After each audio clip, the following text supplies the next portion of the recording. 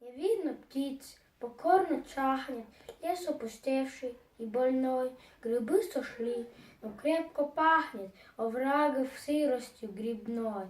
Глушь стала ниже и светлее, в кустах свалялась трава, и под дождем осенним тлея чернеет темная листва.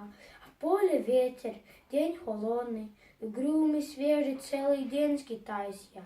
В целой свободной вдали от сел и деревень, и убаюком шагом конным с отрадной грустью внемлю я, как ветер звоном однотонным гудит, поет стволы ружья. Молодец.